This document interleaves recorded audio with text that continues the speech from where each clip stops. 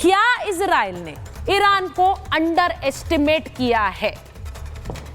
जी, आप सही कह रही हैं कि सिर्फ इजराइल ही नहीं, इवन अमेरिका ने भी अंडरस्टिमेट किया था। और जो अभी आप बता रही थी किस तरीके से ट्रंप ने अपनी सेना को एक्टिवेट किया है, स्पेशली जो मिलिट्री एयरबेसेस हैं जितने भी मिडिल ईस्ट पर है, तो एक तरह से जब ये पहला एक संकेत मिल चुका है अमेरिका को, स्पेशली ट्रंप की बात कर रहा हूँ, कि अब इजराइल जो है अपने दम पर फेस नहीं कर सकता ईरान को, और इजराइल का विश्वास टूटा, बैकफुट पर आया, और जो एक ऑफेंसिव मोड था इजराइल का वो खत्म हुआ, जैसे भी आपने भी चित्र दिखाया। सबसे बड़ी बात यह है कि इसी दौरान जिस तरीके के आसिम मुनीर और ट्रंप की जो मुलाकात हुई, और अभी हमने देख रहे थे कि जो ईस्टर्न बॉर्डर है ईरान का, तो एक तरह से साइकोलॉजिकली देखिए, सच में फैक्ट ये है कि ऐसा कुछ नहीं होने वाला है कि पाकिस्तान पूरा अपना कॉरिडोर दे देगा ईरान पर अटैक करने के लिए, लेकिन एक साइकोलॉजिकली दबाव बनाने के लिए ये जो लंच दिया गया आसिम मुनीर को, कि देखिए जो 909 किलोमीटर की जो सीमा लगती है ईरान के साथ थे,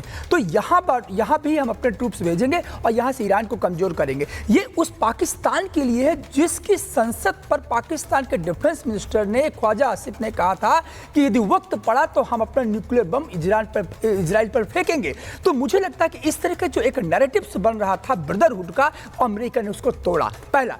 दूसरा ये है कि अब अमेरिका को ये लग गया है कि यदि मैं पोस्चरिंग नहीं किया, पहले तो स्टेटमेंट से पोस्चरिंग हुई, और वो स्टेटमेंट से पोस्चरिंग जब काम नहीं आई, तो आज हम देख रहे हैं कि 50,000 के जो ट्रूप्स अमेरिका के हैं और जो सारे मिडिल ईस्ट पर हैं, स्पेशली यदि बॉर्डर की बात करूं ईरान के, तो वो सारे एक्टिव हैं। तो एक तरह से ईरान पर पूरी तरह से साइकोलॉजिकल प्रेशर बनाने की ये कवायद है कि कहीं ना कहीं ईरान को जोड़े। लेकिन सच्चाई इस बात की है, जब तक ग्राउंड में आकर के, जब तक अमेरिकन ट्रूप्स ग्राउंड में आकर के ईरान से आमना सामना नहीं करेंगे, तब तक ईरान एयर सुपरियोरिटी जो थी इजराइल अमेरिका की, उसे ईरान ने तोड़ा। जब तक वो ये नहीं करेंगे, रोबिंदर जी ने कहा कि मुझे नहीं लगता है कि अमेरिका अपने ट्रूप्स उतारेगा। देखिए, ये भी अब ये जो संशय बना हुआ है, ये किसी को समझ नहीं आ रहा है। किसी को लग रहा है अमेरिकी ट्रूप्स उतरेंगे, क्यों? मैंने इसीलिए वो नंबर दिखाया कि अमेरिका के जो ट्रूप्स हैं, जो सेना है, और जो मध्य पूर्व के देशों में जो सेना है वो कैसे हाई अलर्ट पर है, मैंने इसीलिए दिखाया। मैं आपको यह भी दिखा रही हूं कि ईरान ने करीब 30 बैलिस्टिक मिसाइलें इजराइल पर दागी हैं। इजराइल के 4 शहरों को उसने निशाना बनाया। अब उनमें तेल अवीव और बीरशेवा शहर शामिल हैं। इसी के साथ साथ उनमें रमतगन और होलोन भी शामिल है, जहां पर ये मिसाइलें गिरी है। सोरोको हॉस्पिटल पर मिसाइल से अटैक किया गया, जिसको वॉर क्राइम बता रहा है इजराइल। दक्षिण इजराइल का ये सबसे बड़ा अस्पताल है, और हमले में इसमें अब तक 25 लोगों की मौत हो गई है। नेतन्याहू कह रहे हैं दिस इज वॉर क्राइम। ईरानी हमले में 150 से ज्यादा लोग इसकी बलि चढ़े हैं। इस हमले में इजराइल को जबरदस्त नुकसान पहुंचा है। अब मेरा सवाल यह है, इजराइल कह रहा है थैंक यू ट्रंप, आप हमारी मदद कर रहे हैं, लेकिन वो जानते हैं कि उन्हें भी नुकसान हो रहा है। अब वो क्या उम्मीद कर रहे हैं कि उनके साथ अब अमेरिका किस तरह से इस वॉर में आएगा? मैं मेजर जनरल सिवाच आपसे पूछ रही हूं, आपको लग रहा है कि अमेरिका ट्रूप्स उतारेगा या नहीं उतारेगा?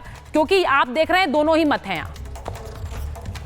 हाँ बिल्कुल, देखो सीता, मेरे को लगता है कि ट्रुप्स नहीं उतारेगा, मगर क्या करेगा? देखो, ये सच्चाई है कि ये तो लग गया पता कि इजराइल अकेला ईरान को हरा बिल्कुल नहीं पाएगा, क्योंकि जो हमने सोचा था कि इजराइल की एयर पावर बहुत है, एयर स्पेस की पूरी एयर सुपेरिटी कर ली है, मगर जिस प्रकार से पलटवार किए ईरान ने, specially concentration of missile, sejjil missile से जैसे फायर किया है, तो काफ़ी हद तक जो इसका आयरन डोम सिस्टम था उसको सैचुरेट कर दिया, और 20 से 30% जो मिसाइलें हैं वो जाके अपने टारगेटों को हिट की है, और इजराइल को भी नुकसान हुआ। तो ऐसे में मुझे लगता है कि अमेरिका की एंट्री काफ़ी हद तक लगती है होने वाली है, और अगर होती है, क्या वो अपने ट्रुप्स डालेगा?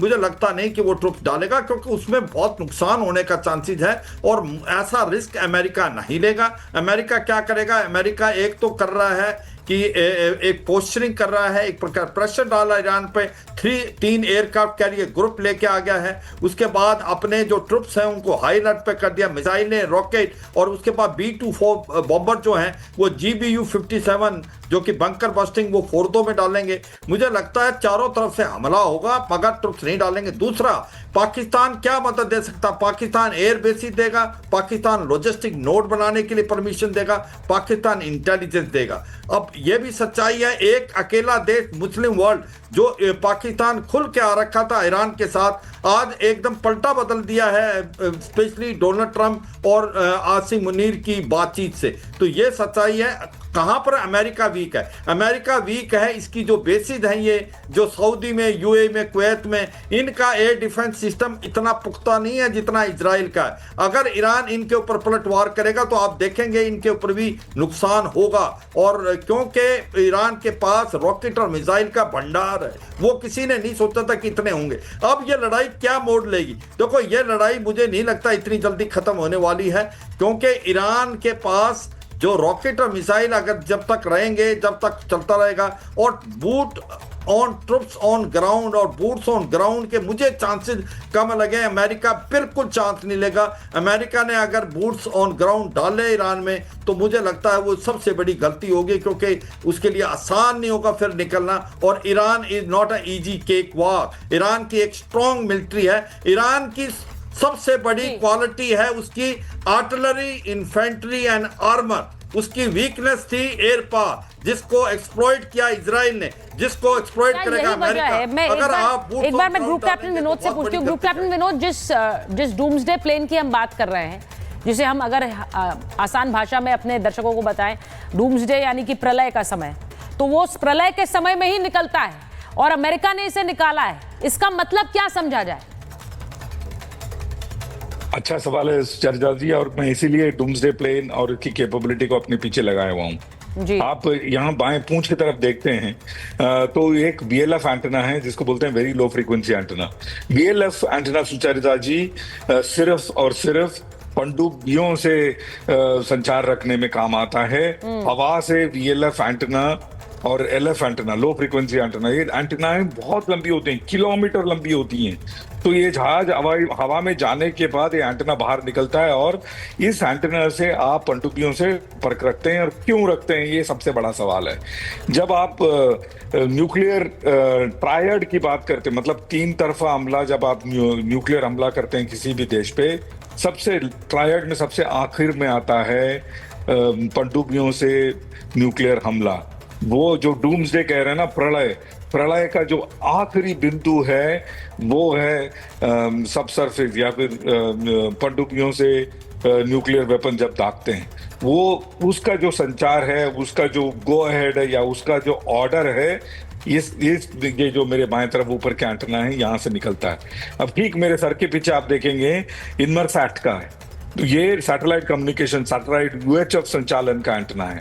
और ये मिलस्टार का ये सबसे बड़ा इंपॉर्टेंट एंटेना है, जो स्टार वॉर्स जिसको कहते हैं उससे संपर्क रखने का, मतलब अंतरिक्ष से कोई अगर आपको हमला करना है तो उसका कैसे किया जाए, ये मिलस्टार एंटेना उस काम करता है।